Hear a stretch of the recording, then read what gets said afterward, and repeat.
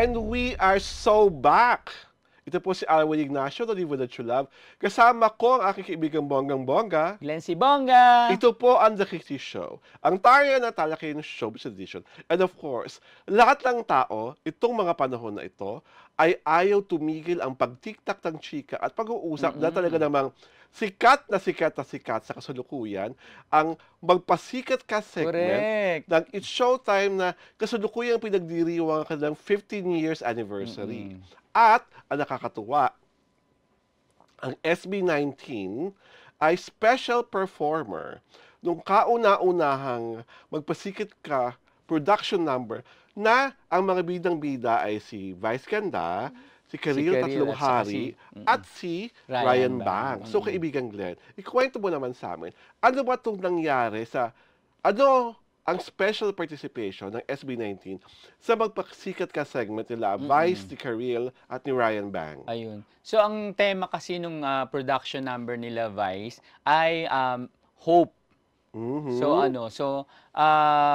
yung naging team nila.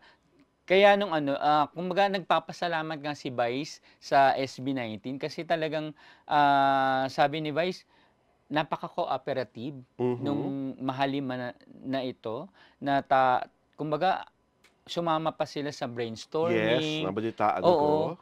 Tapos sila pa mismo yung nag-alok ng kanta kasi naghahanap sila ng kanta. Na bagay para sa concept nila. Oo. So inalok ngayon ng SB19 yung original song nila na Liham. Na ang ginawa pa ng SB19, nirelilik nila. Ni-reword nila yung kanta para umakma sa konsepto. Bumagay doon sa tema. Nung presentation. Kaya nakakatuwa talaga yung SB19. At isa pa sa pinupuri ni Vice ay hindi nagpabayad ang SB19. Sabi ni Vice, ayaw nilang tumanggap ng bayad. Kaya napaka-thankful ni Vice sa SB19. Ay, isa pang kinatuwa ko doon is that I saw parang the full video clip sa YouTube. And what I find so surprising is that hindi nagme-mention ng SB19 ng kahit na anong ganap nila when they were being asked or they were being interviewed. Talagang they were there as participants, as part of the production number. Tapos, yung sa blocking, di ba, yung pag pinapakala, nandun na lang sila sa likod, quiet lang, nakatungo lang, nag-o-observe, nakikinig. Yung parang, hindi sila umaarte na pagkalaki-laki nilang P-pop group, na parang hindi sila P-pop kings, na parang talagang itong araw na to, ito ay para kay Vice, kay Karil, at para kay Ryan Bang. At they were just part of it. At gustong-gusto ko rin na yung lahat ng mga taong kinakancel, like si Aura, like si Carlos Yulo, ay binigyan ng pagkakataon at sinabihan doon na parang yung mga sana nila ay nagkatotoo. At yung mga sana nila ay yun ang mga dahilan kung bakit sila nagsumikap. Ayun ang nagbigay ng pag-asa sa kanila. Thankful nga rin ng SB19, lalo na si Josh, sinabi nga niya na thankful yung grupo nila na sinama sila dun sa performance na yun. Kasi naniniwala sila dun sa tema at saka dun sa message of hope nung performance. Kasi maski sila, nung nagsisimula sila... grabe, pinagdaanan nila.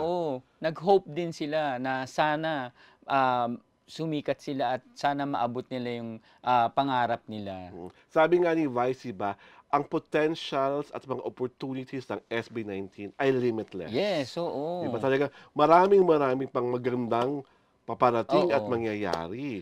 Bukod dun sa bukod doon sa performance, ang kinatuwa ko pa doon sa na pinag-usapan at nag-trending din ay yung presence ni Chang Ami. Yes.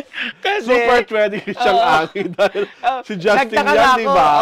Si Justin yan. Kasi sa isang live ng SB19, nanood si Chang Ami. Tapos binati nga ni Stel, uy, si Chang Ami, Tapos kasi parang pinag-uusapan nila kung ano yung mga parang pwedeng gawing date with ano, Oo, ganyan. oo, oo. Tapos sabi nila, sabi ni Chang Ami, parang date with the elderly, ganyan. Oo. Tapos bigla pa naman sumingit si Justin na unahin na natin si Chang Chang Ami. Ami.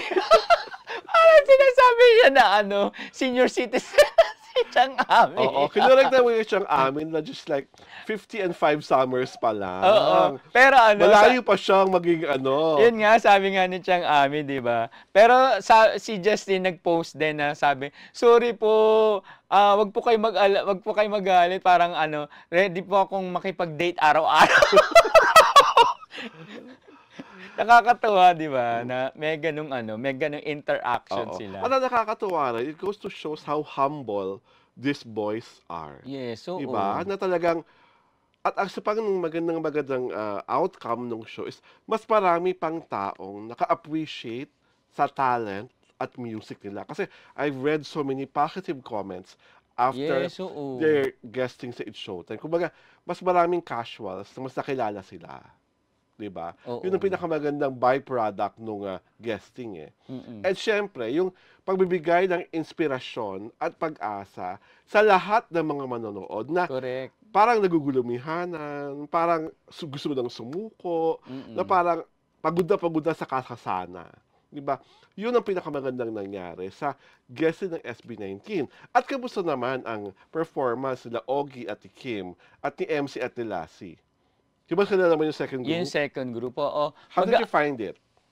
Okay naman, maganda rin, lalo na si ano, lalo na si Kim na ano, talagang super bigay todo yung ano, yung performance na buwis buhay talaga. Acrobatic Oo, siya. kasi ginagawa niya na rin talaga 'yon, 'di ba? Pero ito super ano, talaga super stunts yung ginawa na tumatumbling and everything sa ano, sa ere. Tapos ano hindi lang yung sa steady position. Mhm. Talagang yung ano, papunta sa harapan gano'n. Talagang Mm.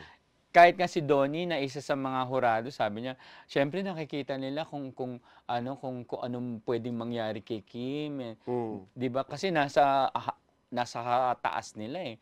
So Mm. ano, na-impress siya na ano, na at least wala naman nangyaring masama Oh, kay that's Kim. good. At Paingat ano, ang at production staff. nagawang mabuti ni Kim yung kanyang performance. I will put you on the spot.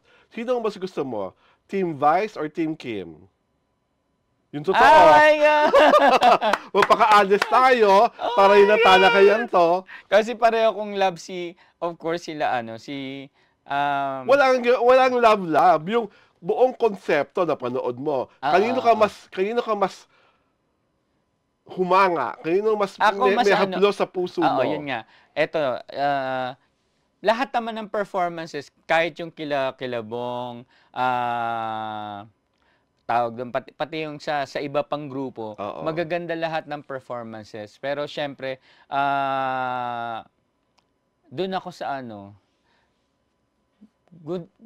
kila Vice ako. Kasi ano, Bakit, Glenn? hindi lang dahil because nandun ang SB19 Kasi syempre love na love ko ang Mahalima, 'di ba?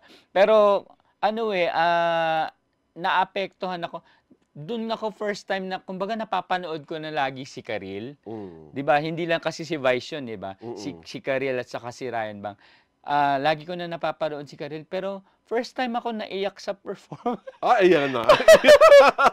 Ayan Iyak si yung Glenn. epekto. Naiyak ka kasi? Kasi, ano, yung na pinakita din yung pagkamatay ng tatay. Yung, alam naman natin na ni Daddy recently Modesto. namatay yung tatay niya. And syempre, namatay din yung tatay ko. So, nakarelate ako kay Karil.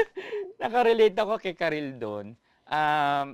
Tsaka ano, ang maganda doon, yung song na ginawa niya sa para sa tatay niya na hindi niya na nakanta para sa tatay niya ay nakanta niya that production number. At tapos kay Ryan Bang naman na yung kumbaga gusto niyang maging okay yung parents niya dahil nung bata pa siya nag-aaway yung dalawa kaya nga naghiwalay. At nung na sana maging okay sila, nangyari nung ipinakilala niya yung kanyang mapapangasawa, 'di ba? Na na-invite niya at pumunta pareho yung tatay at nanay niya sa dinner.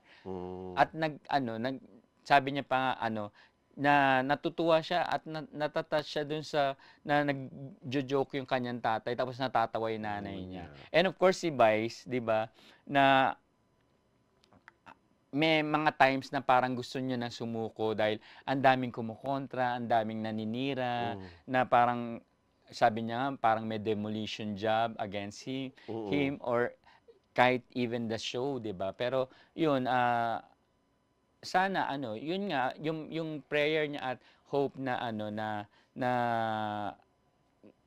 kumbaga mawala na itong mga to at umasa na lang siya doon sa mga taong nagmamahal sa kanya. Wow! Napakaganda naman ng revelation ng ating kaibigang bonggang-bongga, di ba? Ganun talaga, di ba? Dahil dyan, inaanyayahan po namin kayo mag-subscribe sa aming YouTube channel, sa Diaryo Tirada. At syempre pa, sundan niyo po kami sa aming Facebook pagina para hindi kayo may iskupan.